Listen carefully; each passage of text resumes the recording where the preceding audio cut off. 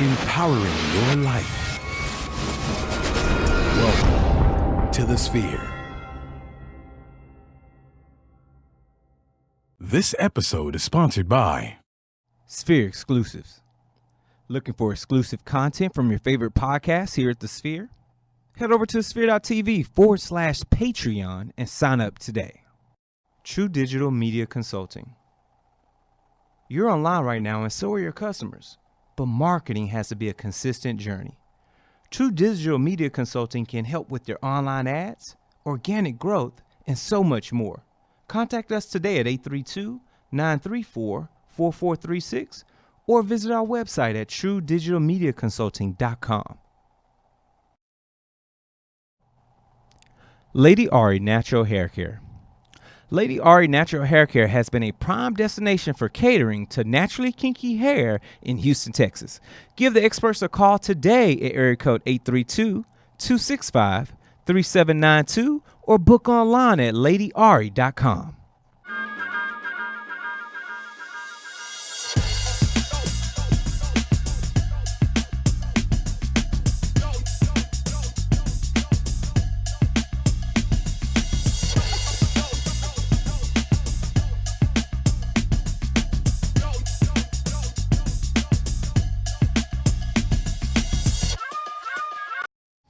Hey, what's going on? It's your man, Kalen Laws, and you're tuned in to the latest, the greatest, the livest, the most, the hippest, as my folks would say, edition of Society Now, right here on the Sphere TV, the Sphere Podcast Network. Again, I'm one of your co-hosts, Kalen Laws, and you can follow me at Senor Wapo 713. That's SENORGUAP0713. Holla at your boy. We're excited to be in the building with you. Once again, it's a little rainy, it's a little chilly here in Houston, but we made it through.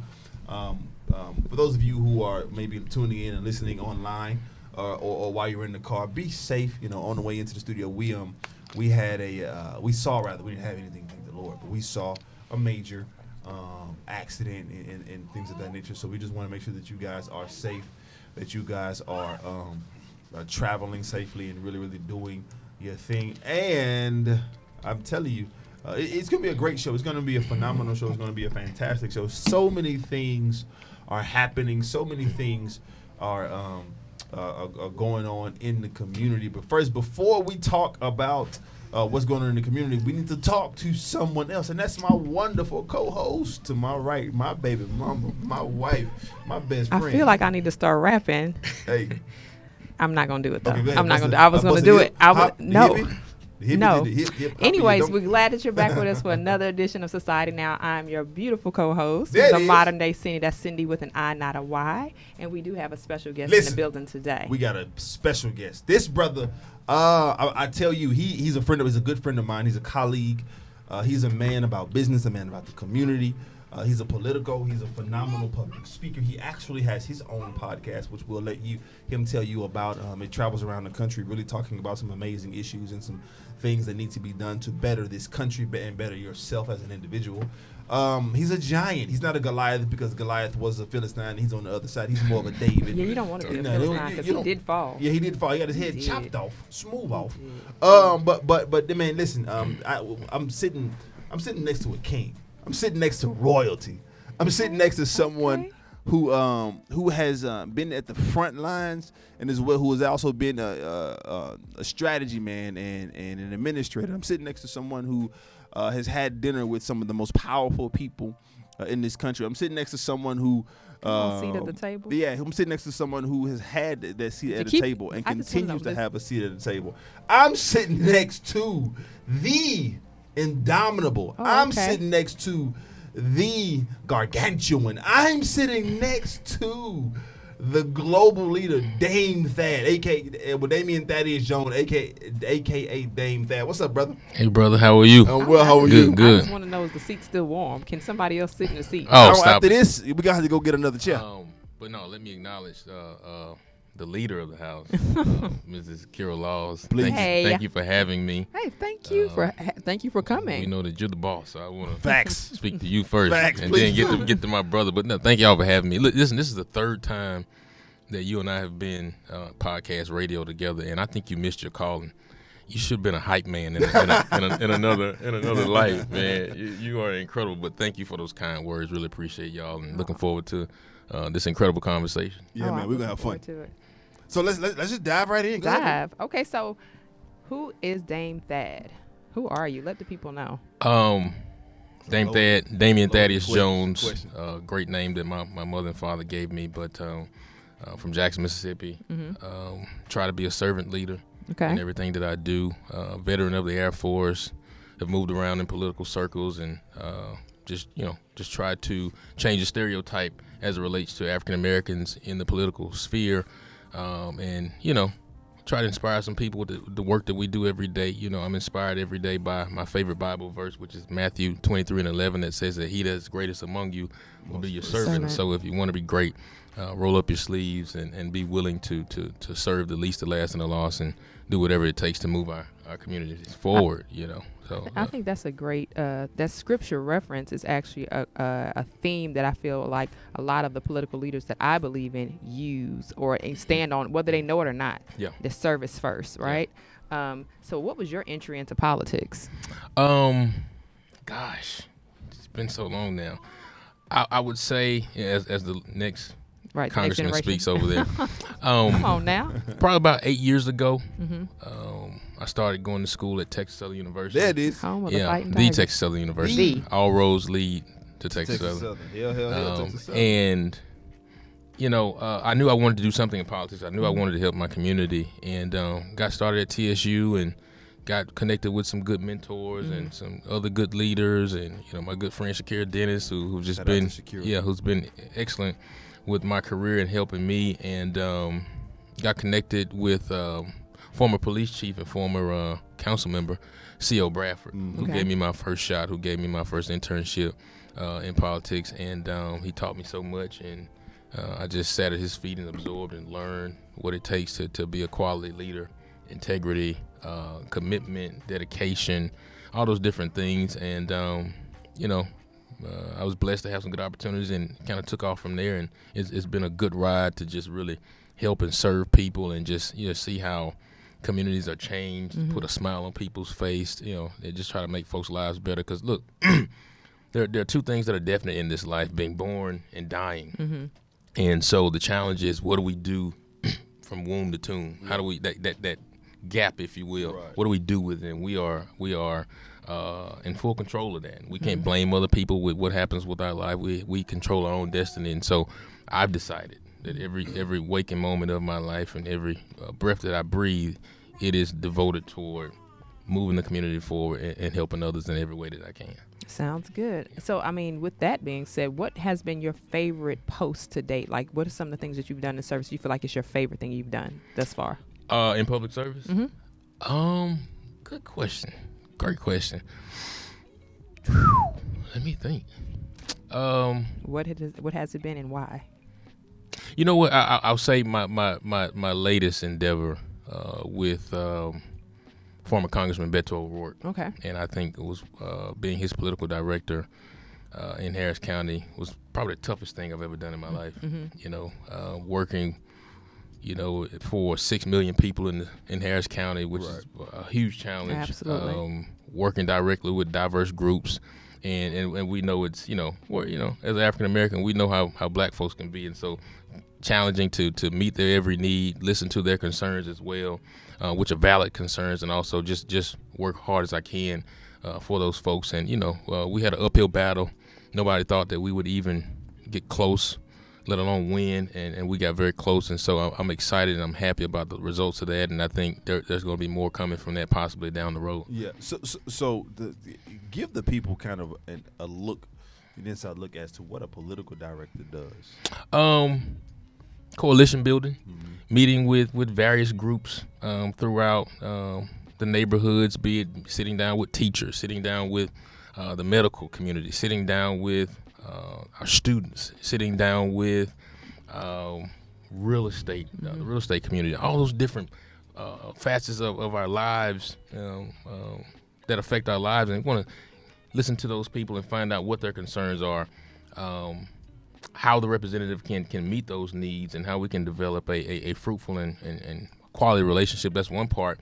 Two, it's kind of Olivia Pope putting out fires, man. I can't tell you how many fires I put out each and every day. Stuff people, I'm going to the media. I was like, whoa, let's have a conversation, brother, sister. Yeah. And so it's kind of doing that as well, and kind of clearing up maybe myths and misinformation with folks, but just restoring public trust. You know, as we look at our leaders across this country, and I won't particularly name any folks, but we know that there are gaps. I will. Don't do it. Don't do it. Listen, if you love me, don't blow do it. Don't do so, it. but we know, like the public every day, the public's trust is being breached, taken advantage of, and so you know, it's incumbent on folks like myself and others who really care about moving the needle to restore the public's trust. We know that African Americans have been disenfranchised. We know that our Hispanic brothers and sisters have been disenfranchised in a certain way. We know our LGBTQ brothers and sisters have been pushed against the margins historically. And so how do we restore that public trust? And that is, again, just going where folks are, going in their communities, not assuming things. And one of the things I've learned in activism as well, the Hermes principles says that you allow communities to speak for themselves. Yeah. You don't want to go in and say, well, you need this, or try to be a voice for them. Give them the resources and the tools to build their own community and speak for themselves. So I think that's where we're at. We are as a nation right now, where someone is trying to dictate to us where our concerns should be on a wide scale. And I think we're seeing it's different. The conversation even you and I had, it's different how we view, and this might go too deep, but it's different how we view the case for the border wall being lit here in Houston and Texas, because we see the persons here that are affected by it and see those persons, even from the Hispanic community, we can consider them our neighbors. They live in our area. But there are places in the country that don't see Hispanic people at all. And we have to keep that in mind when we're thinking about people that are very much like, oh my God, this is a breach. It's not really a breach. You just don't see these people, but they are very much a part of communities that, we actually live and thrive with these persons, and they're not affecting us at all. So it's just a different perspective. It's interesting how like you said, the people are trying to script out what that should look like for a whole country versus looking at it from where it really is an issue. Yeah, and I mean, I totally agree. When we lack human connection to any issue, then we become callous toward it. Yeah. And so what I hear you saying is part of your job as a political director was to facilitate that sort of human connection, right? Yeah. It was to make your candidate, in this case it was Beto O'Rourke or whomever is in that position, is to make their candidate more palatable, more more relatable. Listen, he's a person, she's a person. They put they got this big title, but they put their pants on. They were dealing with their kids. One leg at a time. They were dealing with their kids this morning, screaming just like I was. Yeah, what I'm saying? Right. And so it's one of those things that I believe it's a necessary and thankless job. Yeah, it really is. Somebody got to do it. Somebody got to do it, man, and somebody else got to pay some bills. Yeah. And guess who that's going to be? That's going to be the Sphere exclusive team, which is sponsoring this portion of the show. Are you looking for exclusive content that you can't find anywhere else? Well, look no further than our Sphere exclusives found only on Patreon. We've got behind-the-scenes shots happening daily at the Sphere Podcast Studios. Now, each show on the podcast network curates episodes that are only delivered to Patreon subscribers. Plus, we deliver the show live from start to finish in our Discord server that's exclusive to our Patreon family. Sign up today at www.thesphere.tv/Patreon to join our $2, $5, and or $8 Patreon tier and get access to all of the exclusive content we offer at the Sphere. Go ahead and check us out. Non-stop without the breaks. We'll see you soon. Non-stop without the breaks? Yeah. All right. Yeah. I love it. Non-stop without the breaks. Come on. So let's not stop and break any okay, further. let's go. Let's go. So, Damien, we Non-stop. Let's do it. So tell us how, you said you are an Air Force veteran. Tell us how the military prepared you for life and for politics or for serving, period. Man, I'll back up a little bit. My parents prepared me for the military. Okay. And so, you talk about growing up with Bill and Eva Jones as your parents. Like, that's military lifestyle. You know, if I didn't wash the dishes that night, I was waking up at 3:00 the next morning. Sound like my mama. You know, you Ooh, got me. she was You crucial. know, Crucial. You mentioned earlier before the show started, those Saturday mornings listening to the gospel and the other R&B hits when you had to clean up. Yeah, absolutely. You know, get that bucket of Ritual. pine saw and then mopping and all those good You things. hit them And so, baseboards. yeah, so my parents their military Lord. lifestyle prepared me, but then the military also helped me learn what it means to be a team player. That's good. Taught me to embrace and enjoy the camaraderie of my brothers and my sisters, and who a lot of those folks I still keep in contact to this day. Okay, nice. You know, taught me to get my tail up at 5:00, 4:00 in the morning, and get my day started, and let's take care of business. Absolutely. And let's get some things done. Yeah. You know, no excuses whatsoever. You know, but it really taught me, like, there's a task to be done each and every day, and let's give my all to that task. Let's execute at a very high level, because folks are depending on us executing this task in such a way. And so really prepared me. And so all the challenges that I see still to this day, every day, I feel like I've been properly prepared for it. I can handle it, all because of the challenges and the things that I saw in the military, and just serving this incredible country. Mm-hmm. Yeah. You know, I can relate to that wholeheartedly, especially that camaraderie piece, right? Having been in team sports since I was 6 years old up until I was 24 years old. What'd you play? So everything.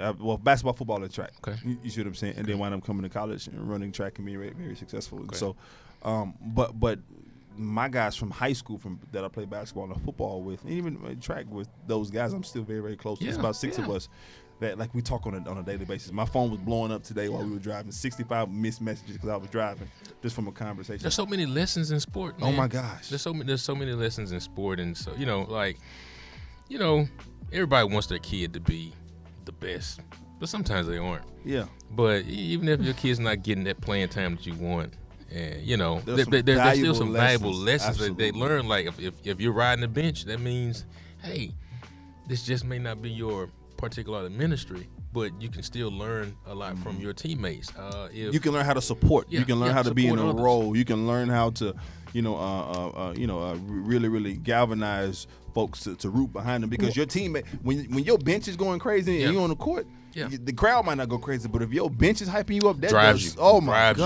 god! Wouldn't that bears the case for people talking about? I'm going a little bit left on y'all, but What? the case about the whole should people get participation trophies? I don't believe in it. But I don't believe but in see, it. it's so interesting that y'all say that, because I'm like, go earn because but there are people that on teams that are specifically for the root. They need to be, people are there that are like literally may not be good as a forward or a D lineman or something like that. But if you don't have these people on your team, you may not win because you don't have them to hype you up. Like, there is people that are planted specifically on your path of life that are there to just get you to the next step. I think that although they might not deserve a trophy, we definitely need to give them the right type of recognition because they are needed on a team. So let me provide context to why I say no. In great alley-oop here, very, very good. You know what I'm saying? D-Wade, LeBron? Yeah, no doubt. Okay. Full court joint. I just And wanted so- to point but out no. a very specific. No. But I agree with you. Recognition should happen, but and to me that should happen within a team. Yeah. Not from so when the whole participation trophy discussion came out, it was from a league perspective. Right, Okay. it was like saying that everybody that played in the league, whether you won a championship or not, got a trophy. No, because there's a tier, and that's not life. When the coach can recognize somebody who has done something well and who has progressed from day one to the end of the season. Mm-hmm. At that point, that coach is privy to those lessons and those milestones. For sure, they should be celebrated. Absolutely, they should be celebrated. But in my opinion, and you can jump in on this, Dave, that shouldn't be it just shouldn't happen. I say give everybody a certificate for being on the team, but in terms of a trophy, nah. Only I mean, people need to understand that. Here's I told you, C.O. Bradford was how I got my start. And two things he always taught me. Two quotes I remember to this day. He always says that at the end of the day, the question will be, what have you done to help and serve others? That's one. The second one is simply, reward is attached to performance. If you want to be rewarded, then you have to perform. And by offering participation trophies, that takes the onus off performing at a high level. Right. That means that these kids get the onus to say that because I showed up, I deserve to be acknowledged. No, Right.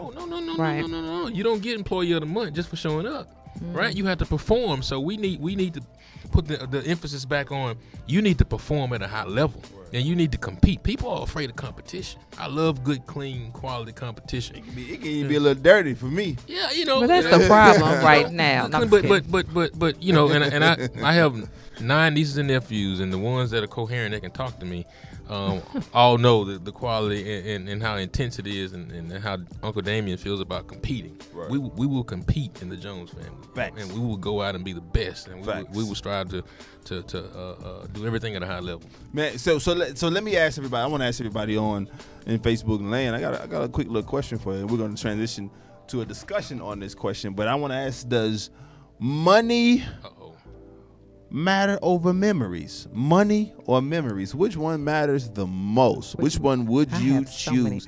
And before you answer that, I'm going to talk to you guys for a second and ask our Facebook Live family. And we'll tell you, first of all, thank you all for tuning in, but you've got to subscribe to the rest of the show.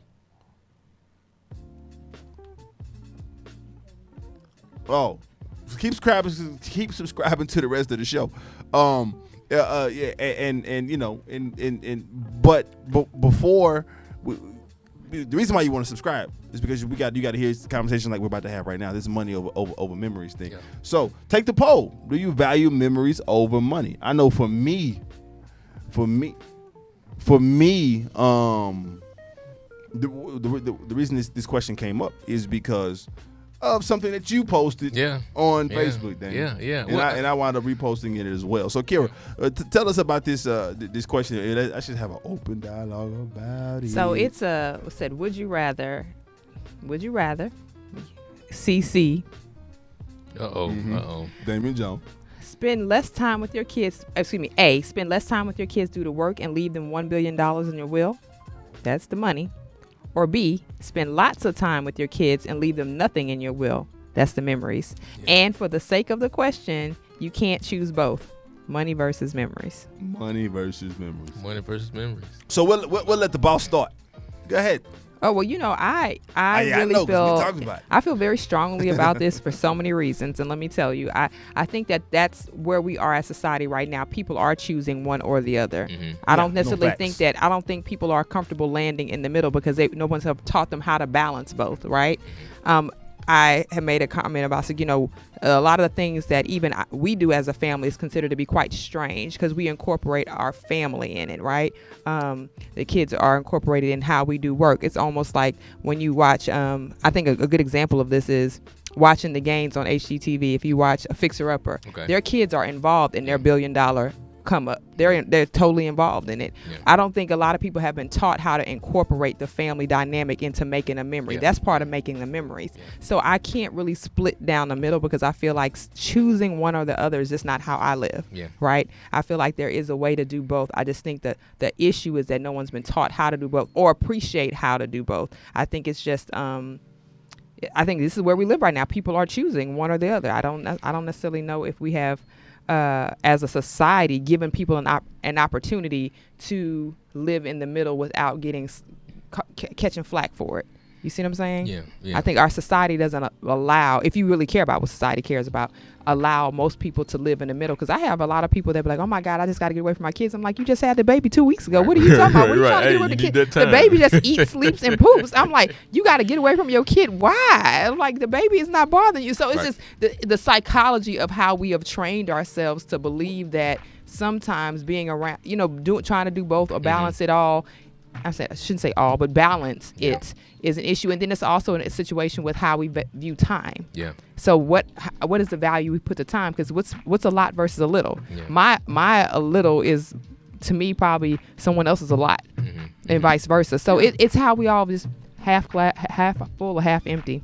That's my response. Well, let me say, I think folks can do both, but in my experience with kind of throwing questions out there all the time, there are a lot of people who just want to hedge and not really take a position. Right. And I can't stand people that just can't draw a line in the sand. No, I totally Like, get just pick that. a position. That's why I said, I want to hear where you stand. Just pick one. But you can't do both. My personal thoughts are, I do A. And I didn't say no time. And I appreciate you for reading that. They're like, this is time. Is it? Yeah, a lot of people just kind of read, and I feel like they felt it said no time. No, it's just yeah, little time. I said less time, and that less can be very, very subjective. Depends on who the person is per se. But for me, I would pick A because I'm so concerned with generational wealth and the lack thereof, particularly in Black and brown communities. And listen, I grew up and had a lot of great memories with my parents. We went to all kind of amusement parks, went on all types of trips. We had fun at church. We did all kind of good Boy Scout, all those different things. I have memories that will last a lifetime that I will pass down to my children as well. But at the same time, I would also love to leave millions, billions with my children if I can, to get them set up. And so therefore they can have a fruitful lifestyle down the road. Because oftentimes when you look at those who historically have all the wealth in this country, they're leaving stuff for their kids. They're allowing their kids to stay at home and to help them save up for their first home and building assets in that type of way. So for me, like, I'd rather spend less time with my kid and them have less memories of me, and they'll remember this check and this money that I gave them. And when they living in this big house, they like, man, Daddy really worked hard. Mama really worked hard to set us up, and they passed that memory and those values down to our children, and so the family name continues in such a way for years down the road. I totally get that. I can I just say this real quickly? Because I really believe in what you're saying, and I believe in I always push people, like, we as people of color don't really, especially in the African American community, because other communities of color actually do believe in, okay, we're going to try to build wealth, especially those who have migrated here. We're going to learn how to build wealth.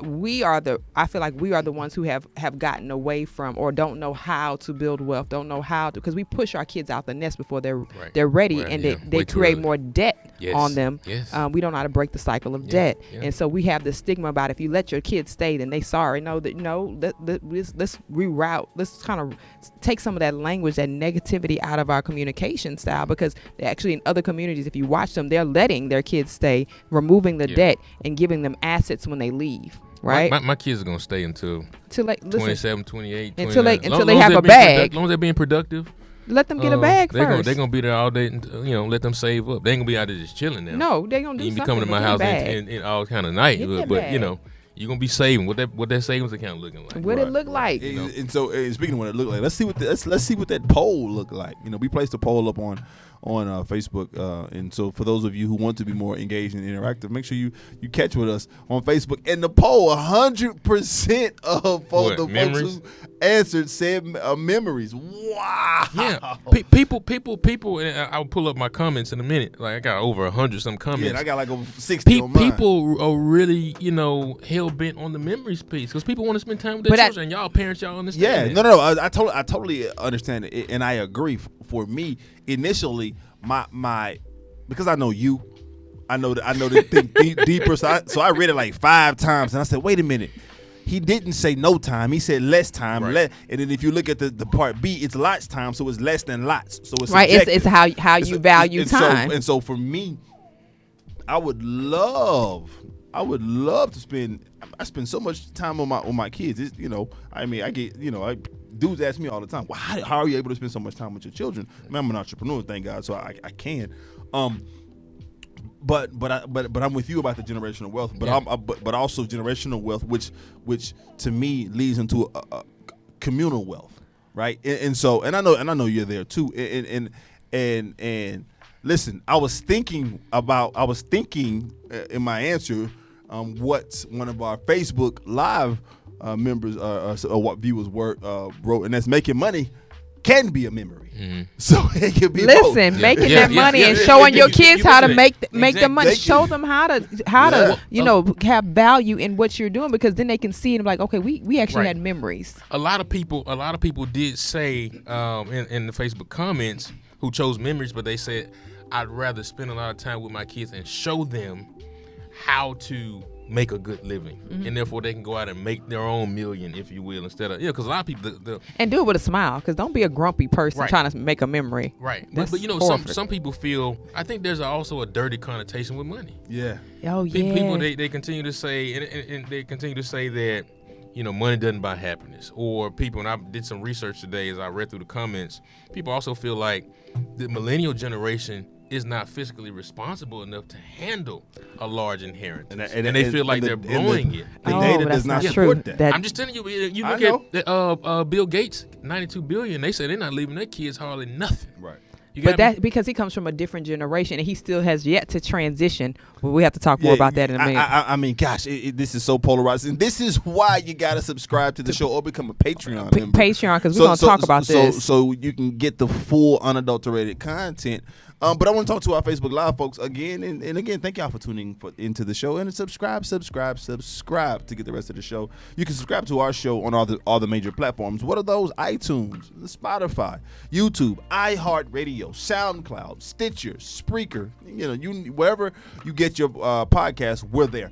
You can review our show on all your platforms to help us build a better content delivery service for you, and share the entire show with your family and friends right from the Sphere Podcast Network Facebook page. And last but not least, support. I'll say it again. Support a third time for the Holy Ghost. Support our mission to bring enriched and inspiring content each and every week. You can do a one-time donation at www.thesphere.tv/donate, or get your exclusive content almost daily via our Patreon tiers.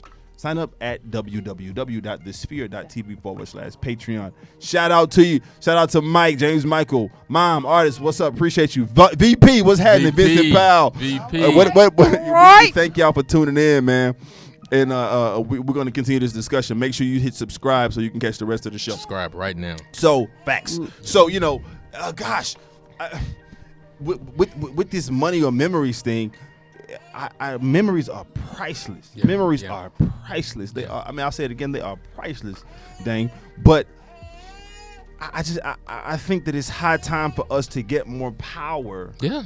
Or more of a footing in this political climate. Yeah. Right. Because one of the things I teach in my American government course is that politics is big business. In a number of different fronts, really on all fronts, right? I mean, let's just look at it from a federal level.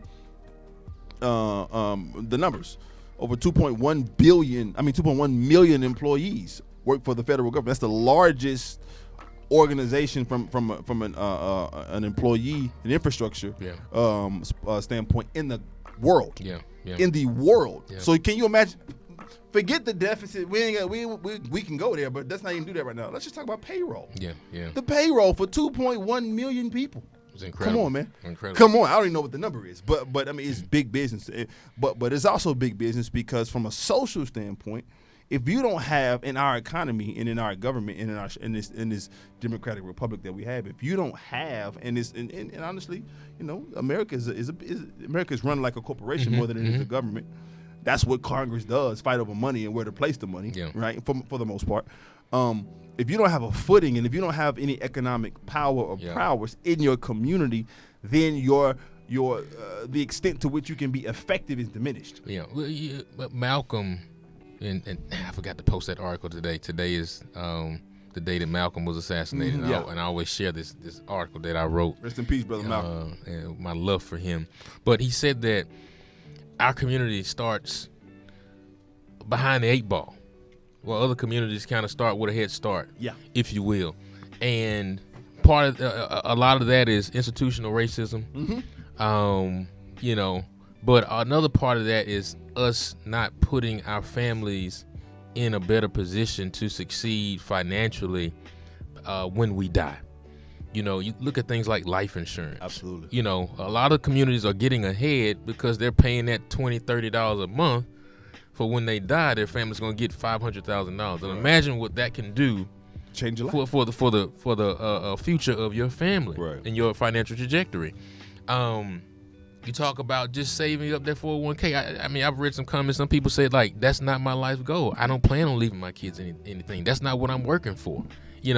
Again, Wow. we all see this thing kind of differently, right? Some people, but That's great. people really want their kids to pull themselves up by their bootstraps and do their own work and make their own million and not lean on mom and dad and their hard work and ride off their hard work. So I mean, and I understand that perspective, but that's not the perspective that I have. Every day I feel like my whole existence is about leaving something for my nieces and nephews and my children. And if I haven't done that, then I've failed them. Listen, a good man leaves an inheritance for who? His family. His children's children. That's what the good book says. I mean, yeah. And so I think it's important that we do that. And inheritance could be subjective, right? It can absolutely be an ambiguous word, Kira, right? It can mean money to most people. It means money, but it could be something else. It could be money, but to me, it's bread though. It could be money. Assets. It could be a house. Yeah, it's assets. Right. Right. It could be a house. It could be a different kind of assets, But let's try to leave them something. And I think that I feel like it's really, it's unfortunate that people don't sign up for the idea that we should be leaving an inheritance, because I feel like that's the issue with our capitalist society, right? We have so much division in the haves and the have-nots. Right. There's such a big gap between those who are truly wealthy and the middle class. Like the middle class, the spread is ridiculous. But I'm like, how do you consider these people middle class? And they can barely, make ends meet, from month to month. And then you pass on that same thing to their kids. And then you think about the millennials, and I totally understood what y'all were saying. The millennials don't have an issue with finance, right? I don't think that's their issue. I think it's an issue with kind of like support. And I'm all about the support piece. I think they are more apt to go out there and create something that's going to generate wealth, because they have no restrictions. We grew up with more restrictions than they did. Innovative. They're very innovative, and so I think it's just a jaded perspective to believe that they can't handle the type of wealth that that will be passed on generationally. If anything, they're going to recreate how we look at wealth and wealth generation. And with that thought, let's talk about one of our sponsors. Let's do it. True Digital. True Digital. Y'all are so smooth. Come on now. This portion of our show is sponsored by True Digital. You're online right now, and so are your customers. The question is how do you actively reach them? Marketing has become a consistent journey, and we're here to walk you through with every step of the way. True Digital Media Consulting can help you with the website development, online ads, your business reputation, and organic growth on search engines. Give us a call today to discuss the customized strategy for your business at 832-934-4436, or send us an email over to info@truedigitalmediaconsulting.com. Mention the Sphere to receive a free 30-minute strategy consultation. Absolutely. Support True Digital. For sure. May I interject Please. these stats? Absolutely. Y'all do so well. So 68% of millennials expect to receive an inheritance. 68% of them. I love that. However, only 40% of their parents plan to leave an inheritance. But do you think that's because those parents themselves are not comfortable with their wealth or lack thereof, like where they stand? Because most of those persons are focused on when I'm scared of I'm not having what I have. I'm scared to not have anything when I retire. So they never considered thinking about having that to give plus something to leave. Yeah. So I think that fear. Before you say that, go to ahead. that point, 57% of those parents don't expect to have money left to pass on. That's what I'm saying. And that's where I was going, right? I think that those two data points are two thoughts.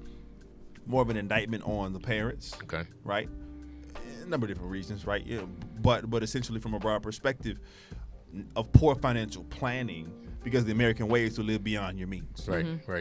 The American dream. The American, the American way, the American dream. Everybody wants a house. Everybody wants all of this. But if you can't get a house, stay your butt in an apartment so you can be comfortable, right? And stop amassing things that are going to make you bust outside of your house because I got to get a bigger apartment, a bigger house because I got more clothes. Or I got chill out, and then the second point, with the 68% of young people expect an inheritance, but 40% of their parents don't plan to leave. on leaving one. I wonder. Don't plan to leave one. I wonder, is that within that? Is that not planning to mean they haven't gone down the road of actually getting a financial planner, or they're just ignorant of how to get it done, because it's a whole process to do that. 44% of them don't have a will. So I mean, now you can speak directly. but to so that. I think when we look at all of that, I think it's right. Right. clarify. I am attorney. Let me clarify. I have the background. I have the credentials, people. I promise you. I've And been you've walking written this them. walk for 15 years. Right, and you- Okay. But no. Seriously, I think part of the issue is many times, again, it's, experience, exposure, right, and education. Those are the 3 E's that we're dealing with. Most people don't understand how easy it is to get these things handled. But they just don't go down that road. They don't know who to talk to, Right. who to consult with. Right. They, we have these, especially now with the internet, everything is there, but they don't even think about it because in their mind, they've been without it for so long. Yeah. It's not a conversation, or they're not, like I said, communication. They're not communicating with the right people. And it's unfortunate because I feel like, again, not only now you are passing along generational debt. Mm-hmm. Right, because this is so crazy. Most of those people still want to have a big funeral. They want they want the casket. Most of those people are not thinking about cremation or anything else that won't cost their family or put them in more debt. They're thinking about, I want to make sure I have a camp. You know what I'm saying? Yeah. They're not thinking about even the planning of what happens when I leave this earth. They don't even think about that stuff. The things that even cost even more once you die. Right. Well, let me also add this too. I was reading today. A lot of families don't even talk about money. Yeah, they're afraid to talk about it. They're afraid to sit at the table and have those conversations. Like they're people. I started listening to Dave Ramsey probably about 10 years ago, and it kind of encouraged me to just sit down with my parents and say, hey, what's the plan for when y'all die? You don't want to have a conversation, but let's have that because people you don't talk about it, and then people pass, people scrambling to see how you gonna pay for it, who gonna do what, you find out money. So like, we're blessed. My brothers and I, my parents, they're buried. Everything's taken care of already, mm-hmm. right? It's already squared away. And I know my dad and my parents have worked hard. They're going to leave something for us as well. We're blessed, but people are not talking about it. Right. And you talked about them passing on something. They're passing on the fear. The fear. They're passing on that mindset and that of fear. And even shame. I can't. I don't have enough. I can't pass nothing to you. You're on your own. You got to figure it out yourself. The poverty mindset. Right. Impoverished, very impoverished, and it is something that people pass along, even if they don't do it intentionally. A lot of times they do it unknowingly. And so what's the moral of the story? Everyone that's watching and listening, the moral of the story is, regardless of what's in your bank, you're going to leave something behind. Yeah. Is it going to be fear? Is it going to bless your family, or is it going to curse your family? Right, listen, and talking about blessing and cursing, you know what else was a blessing and cursing? When we really start talking about the natural hair movement. Absolutely. So this portion of our show is sponsored by Lady Irie Natural Hair Care. Have a kinky, curly style in mind? Lady Irie Natural Hair Care has been a prime destination for catering to naturally kinky hair in Houston, Texas, and beyond for over 5 years. Clients come from all over the world to receive the ultimate experience for their natural hair care needs. Lady Irie Natural Hair Care has been featured on media outlets including Young Black Professionals Magazine, GMT Internet Radio, The Sphere, and more. Your unique vision can be brought to life complete with helpful tips for maintaining your hair. You'll walk into the salon with the warmest of greetings, complimentary refreshments, and knowledgeable stylists that promote total beauty from the inside out. Our goal is to unveil your kinks one curl at a time. Give the experts a call today at 832-265-3792 or book online at www.ladyirie.com, and that's lady, LADYAYRI.com. Listen, kinky hair movement. I think. But before we get, what were you gonna say? No, because I felt the kink coming up. Yeah. And a curl and a coil too. Absolutely. A curl and a coil. But I just go ahead, because I want to say no, because this may take us out of our conversation. It is gonna take us. It's a pivot. Okay. Well, it is a pivot. Let's. We need to pivot though. But I just want to give shout out. I just want to shout out to New York State. That's all I want to. I want to shout out to New York State because, and I know it wasn't going to run the show. I don't think it was, but they've actually made it against the law now. Yes. To discriminate for an organization, for companies to discriminate, despite the 2016 Supreme Court ruling, they made it against the law for companies to discriminate for braids and natural hair. Oh, really? Yeah. Organizations can get fined up to $250,000. And I love that. And I love that. This is a conversation I'm gonna have with my class, because I teach a law class, and letting them know, like, this is why you have to know the difference between federal law and state law, because states do have the ability to create statutes that that they can control what's going on in their state, regardless of what's going on in the Fed. So that's important. Now, this is my pivot. This is my pivot. As we're talking about wealth and as we talk about how we spend money, because you mentioned this, what are we going to do with those designers that we've been spending money on? How do we consider, because in the past week or two, we've seen Gucci, Prada, Moncler, Burberry. Oh my gosh. And everybody done went and lost their mind. Now, so the question is, how do we support black business or businesses by those persons that are considered minorities, so we can actually bring wealth back into our community, because we are the biggest spenders, right? Trillions. Trillions. What do you all suggest that we should do to make sure that we are putting that money back in our pockets? Because there's no reason to have your closet busting at the seams because you're trying to pop your collar, but you don't have any wealth to give your kids, right? And you have this this abstention to like buying anything that's off the rack or at Marshall's, TJ Maxx, and if you had to spend your whole. What was that comment we saw last week? Someone said that Black History Month is about now made a mockery of, because we spend our income tax checks on balling and it's not even thinking about the legacy or the heritage. So what do we do? What do we do? It's simple. I mean, honestly, it's really. How do we support simple. black business? It's really, really simple. Swipe your credit card. Well, name credit card. Dave your Ramsey. debit. Swipe your debit. Dave. Dave said keep cash. Keep cash in your envelope. In your envelope. Listen. That's essentially your petty cash. You see, we've taken a course as well. Right. And buy black. I mean, it's really simple. And it's like we make it like it's trigonometry or something. And it's not trig, but there is, I guess, a responsibility on the other end. If I'm going to go out and patronize your business, I really want you to give me the quality of service that I get from going other places too. For sure. I agree. I think it goes both ways. But I think we have to have thicker and tougher skin, because they're dealing with life as a black person and a black business owner. So they're, you know what I'm saying? So you're 100% correct, but I don't think it's as monolithic as that oftentimes, because I've had terrible experiences with I've had terrible repeatedly with black business owners. I have.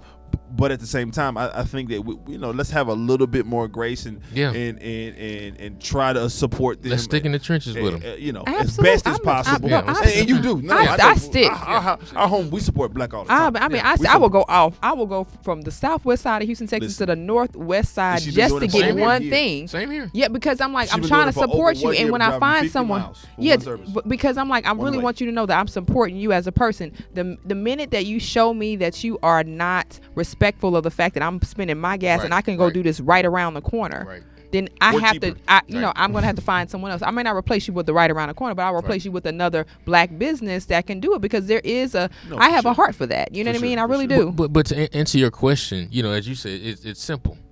Just find those black businesses that you like and stick with them. I don't know if y'all have seen that Killer Mike. I watched my gosh. He does one where he did. I think the first episode where he tries to do everything black all day, and it gets kind of difficult. He said it was hard. Yeah, it's kind of difficult. But from a clothing standpoint, when you got is that Burberry and those other Moncler. I mean, I'm starting to think that they actually do that stuff on purpose to drive up their clicks. Well, it's clickbait too. It's clickbait for them. Yeah. So the folks that are not offended by it, they're going to still buy it, and it's going to bring them to, and then you got some black folk who still going to patronize. But you have all this. Because the apology doesn't cost them nothing. So when they just put that little that PSA whatever out or whatever they do, it's kind of like, okay, I've already sold the product, so they ain't going to ask for it back. They already sold it. Right? Or you already showcased it on the runways of whatever fashion week it was running down. So it's kind of like, or even TJ Maxx got in the mix, and they wind up, whoever bought this shirt was a T-shirt with the noose on it. To my hang tight or whatever. Like, what? The damage is done, but like you have these big artists with a lot of influence, a lot of Instagram followers. Create your own business, and then just let everybody who comes to your page, they're gonna buy whatever you say buy. Mm-hmm. So if you stop buying Gucci, you start buying Burberry, and you really put your money into a black company, a black clothing line, these folks are gonna support it regardless. And we gotta stick in there, but we gotta take our money away. I love what, not from a clothing standpoint, but I love what Jay-Z and LeBron have done with Clutch Sports and Rock Nation Sports, and kind of taking that power away from the normal white agent and agencies, taking advantage of these black kids and leaving them poor, and saying, like, we really have the influence and the power. let's create our own deal. Absolutely. And let's bring our own black athletes into the fold and make sure they're financially responsible and they get the endorsements that they need as well. And we're controlling it ourselves. And so that's what we have to do. And we have to create. I mean, I know y'all have several businesses as well, and y'all understand having the importance of having the support of folks. But listen, and people. Gucci and all they make some good stuff that people want to buy, and I think it's more so about the hype behind the brand. I don't really get into it. I mean, we saw recently there was a clip that was about since I guess 67 years about an infomercial that was telling white stores how to get the Negro dollar because we are only about brands, and that's unfortunate because that is something true that I know to be true that people really just look for the brand and not necessarily the quality or the actual product. And just with that being said, before we wrap up here, just a big disappointment about the Jussie Smollett case. If you all have been following it, they're saying that it was a staged attack due to salary woes. So we're going to keep an eye out on this. We're hoping that this case will turn a different direction. The case will pivot. The case will pivot, right? And really not make him questionable. But again, this is what they're uncovering now. So I was really pulling for Jussie. I mean, all the way up until I saw this, I was like, no, Jussie, no. The whole world was like rooting for you. We were all rooting for you in my Tyra Banks voice. So I'm hoping that there's something else will be uncovered that will say that this is not quite the case. Well, me and Terry were talking before y'all got here, and none of us are in a place to pass judgment on right, anybody, exactly. I'm hoping that and the only thing we can do is pray for our dear brother. Absolutely. Because we don't know what happened. Things are being alleged and so forth. Yeah, absolutely. But if any of this stuff is true, what it shows us is that our brother has some things that he needs to face in his life. Yeah. Some questions he needs to answer. Maybe he's seeking attention in some type of way, and maybe he needs some type of therapy. Maybe there may be some a mental illness or something. It's deeper. It's something deeper. It's something Absolutely, deeper. it's deeper. And he's a brilliant brother. And just like all of us, we fall short. And so, we're just going to pray for him, lift him up. He's still one of us. And we're going to wrap our arms around him. We ain't going to throw him to the wolves. And stop attacking him because it could happen to anybody. So it's just something that it possibly, it could happen to anybody. So with that being said. Everybody's done something dumb.